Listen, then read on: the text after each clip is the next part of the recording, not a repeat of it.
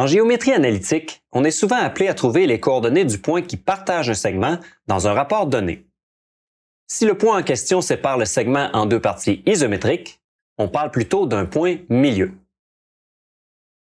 La formule du point de partage d'un segment est la suivante. Dans cette formule, x1 et y1 sont les coordonnées du point de départ, x2 et y2 sont celles de l'autre extrémité du segment, tandis que xp et yp sont les coordonnées du point de partage.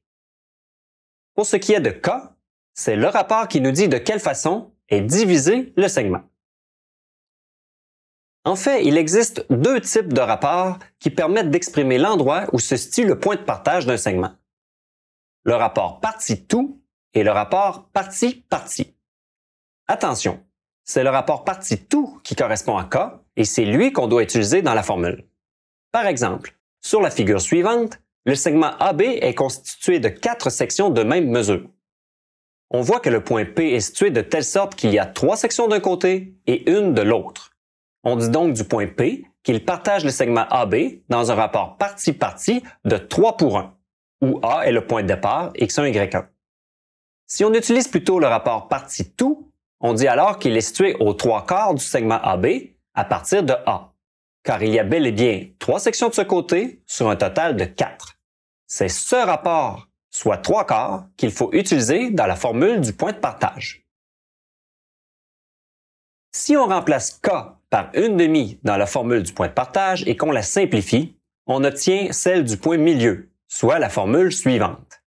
Dans cette formule, les points x1, y1 et x2, y2, qui représentent les deux extrémités du segment, peuvent être interchangés sans problème, ce qui n'était pas le cas avec la formule du point de partage. Bonjour, voici un problème de point de partage où on cherche l'extrémité d'un segment. Je t'invite à mettre la vidéo sur pause si tu veux prendre le temps de l'essayer.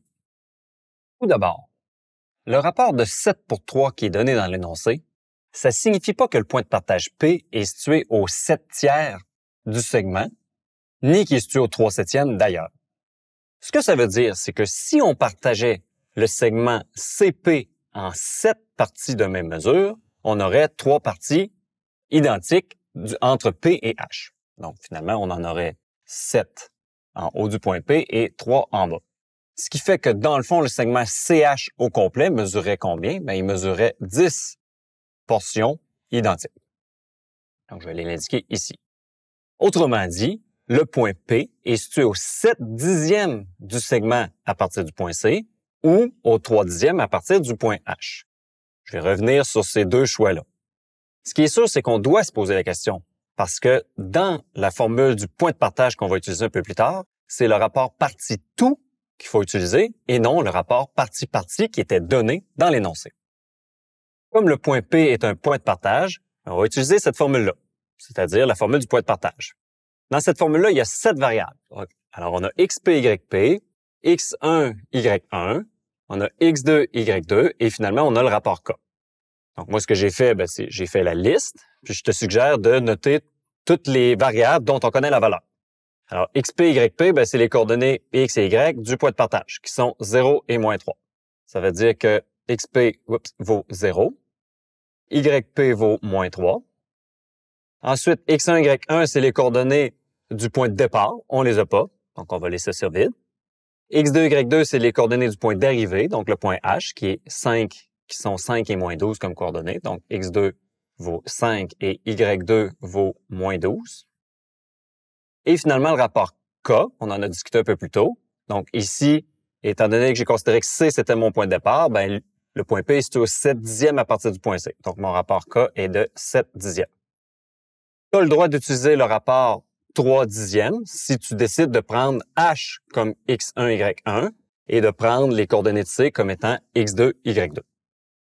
Maintenant que tout est identifié clairement, tu peux remplacer chaque variable par sa valeur.